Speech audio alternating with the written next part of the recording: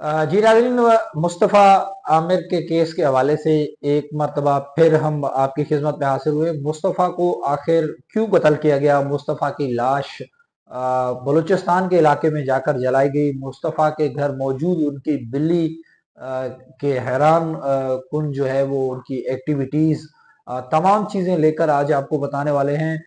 मुस्तफ़ा के बाद, कत्ल केस के बाद दीगर एक मुलजिम गिरफ्तार, और वो मशहूर फनकार के जो है वो अदाकार के बेटे हैं। उनके हैरान कुन इंकशाफात, ये तमाम चीज़ें जो है वो मुस्तफ़ा आमिर कत्ल जो है वो 6 जनवरी को किया गया, और एक दोस्त ने दोस्त को कत्ल किया। खदशाएं अफवाहें ये भी आ रही थी कि उनको जो है वो शेर को खिलाया गया। उनको कत्ल करने के बाद कहाँ उनकी गाड़ी जलाई गई, किस तरह से ये वाक़या तमाम पेश आया, ये तमाम चीजें हम आगे वीडियो में आपको जो है वो बताने वाले हैं कि आखिर मुस्तफ़ा को कत्ल क्यों किया गया, मैं उसके वजूहात क्या हैं। नाजरीन, आईजी पॉइंट के साथ मैं हूं आपका मेजबान इम्तियाज अखरानी, और आप देख रहे हैं आईजी पॉइंट। मुस्तफ़ा आमिर कत्ल केस में अहम पेशरफ जो है वो सामने आया है।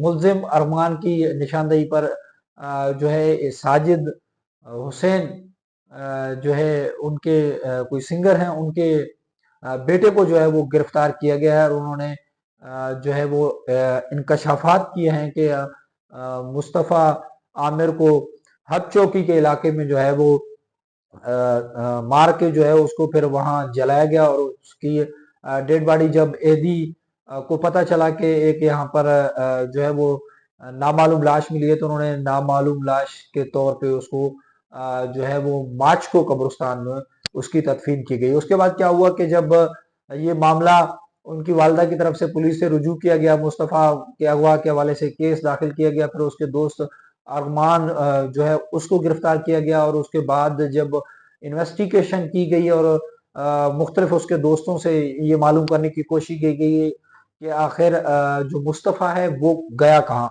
उसके बाद इंकशाफ हुआ कि अरमान ने पुलिस को बताया कि उसने मुस्तफ़ा को जो है वो हबचौकी के इलाके में ले गए, और वहां पर जो है वो उनको उन्होंने पहले कत्ल किया। उनको जो है वो उसका ट्राउजर उतारा, उसको डंडे मारे। जो मुलजिम गिरफ्तार किया गया उसने ये चीजों का इंकशाफ किया पुलिस के सामने तफ्तीश के दौरान के अरमान ने मुस्तफ़ा का कत्ल किस तरह से किया और किस बेदर्दी से उसको जो है वो मारा गया।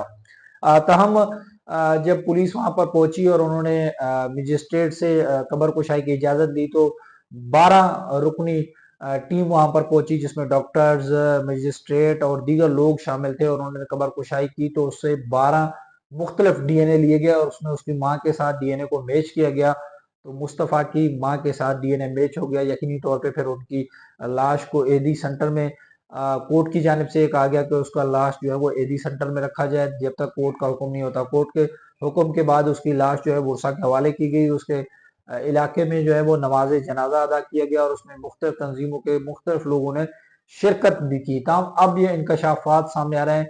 मुलजिम से जब मुख्तलिफ टीवी चैनल्स के एंकर्स और दीगर लोगों ने इंटरव्यूज किया, तो उसने तलका खेज इंकशाफात किए, इस तरह के इंकशाफात किए कि जो है वो अरमान ने किस तरह से मुस्तफ़ा का कत्ल किया, उसके उसके साथ क्या ताल्लुक थे। लास्ट टाइम मुस्तफ़ा ने अपने दोस्तों को बुलाया और उसके साथ अरमान को लेकर जो है वो हब के इलाके में चले गए। उसकी माँ का कहना है कि अगर वो इसका बेटा जो है वो आइस पीता था, नशा करता था, वो पागल था, उसको नहीं पता, तो उसको वहां पर अगर हम बलूचिस्तान क्रॉस करते हैं तो वहां पर सिग्नल्स का भी बहुत बड़ा इशू आता है, और वहां पर मैप भी आप इस्तेमाल नहीं कर सकते। सिग्नल का भी बहुत बड़ा इशू होता है। मैंने खुद ट्रेवल किया है वहां पर। तो वहां फिर ये अरमान की लाश लेकर